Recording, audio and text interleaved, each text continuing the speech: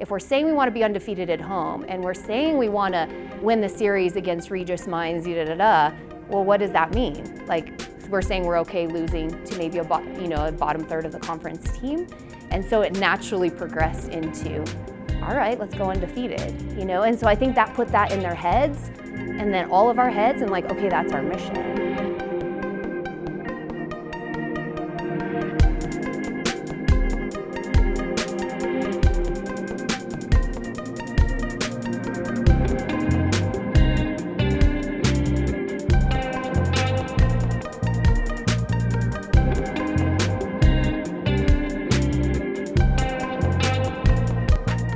RMAC volleyball is loaded with top-notch programs, with teams like Colorado Mesa, Colorado Mines, and even Regis University, who reached the D2 National Championships in 2019. Every weekend is a battle in conference play. Could a program go undefeated in 18 grueling matches in today's Rocky Mountain Athletic Conference? I still remember our conversation about goal setting.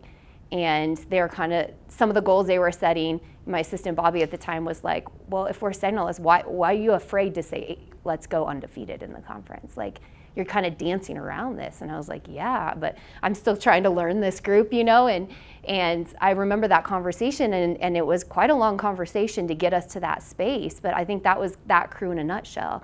Like, let's not put the limit on us. It was Jenny Glenn's first season with MSU Denver, and she was just worried about getting to know her team, nonetheless what the RMAC had to offer. No one was thinking of perfect records early in the season, especially after an 0-3 start at the Colorado Premier Challenge, a brutal preseason tournament where the top teams in the country came to Denver to battle it out. But Michaela Smith's career-high 28 kills carried the Roadrunners to the victory in the final game of that tournament, and it spurred the journey that was about to begin.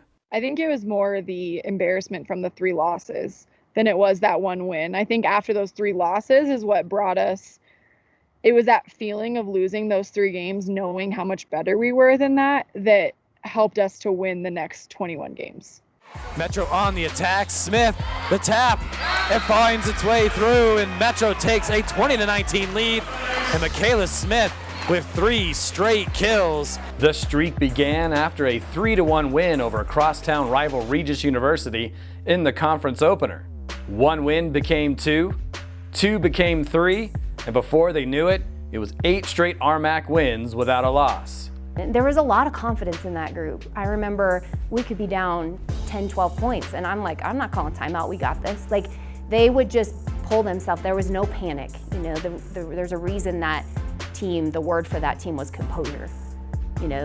We kind of give a word to each group and what they left on the program, and composure was one. We could be down 12 points and come back, so I really think that group just had a lot of confidence, and okay, here's our next task. So confident in their game that they dropped just 3 sets in those first 8 victories. But the 9th wouldn't come as easy. In fact, down 0-2 to New Mexico Highlands on the road, the lights almost went out on their run at perfection, literally.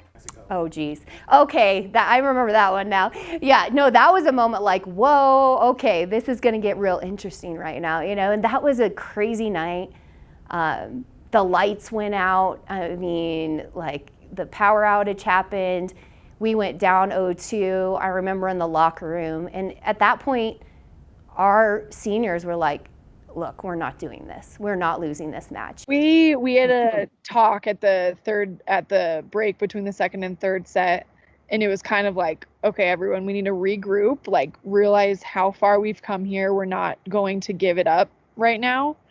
And we just kind of like took a deep breath, and we're like, all right, best of 3, and it's 0-0. So we had to win those 3 sets, and that's what we looked at it, and we had to just push it out of our heads that we had lost 2.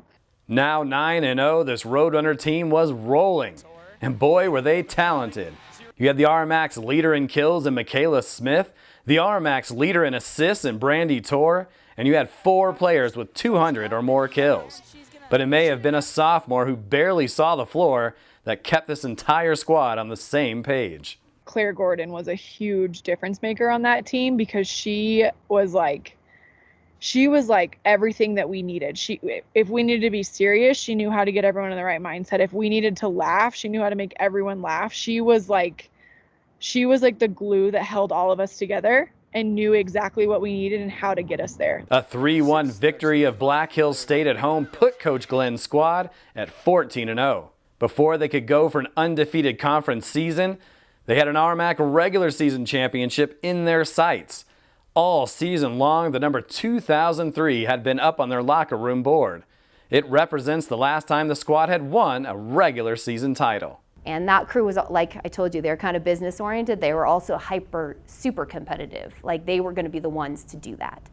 And that number was on the board for half our season. And after wins over Colorado Mesa and Western Colorado on the road, it was time to erase 14 years of coming up short in the regular season.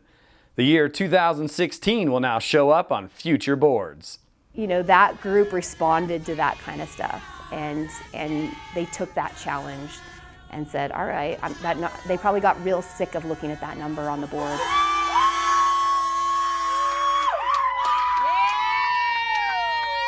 Colorado Mesa came to downtown Denver to try and upend MSU Denver in the regular season finale.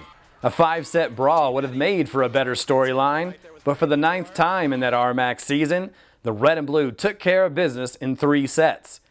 That reminds me, we also had in the locker room, we had our record on the dry erase board that we wrote every single. So we erased that 17 and we wrote the 18. We had a big dance party and probably took shots of water. We were going hard. 18-0, perfection, unblemished, pristine. The first perfect RMAC record in Roadrunners program history. Oh, it was so much fun. It seriously was like that year. I don't think it could have gone better. Obviously, it could have if we won the national championship, but the 18-0 and the team chemistry and playing for Jenny, Amy, and Bobby one last time, like it was honestly like a perfect season for me.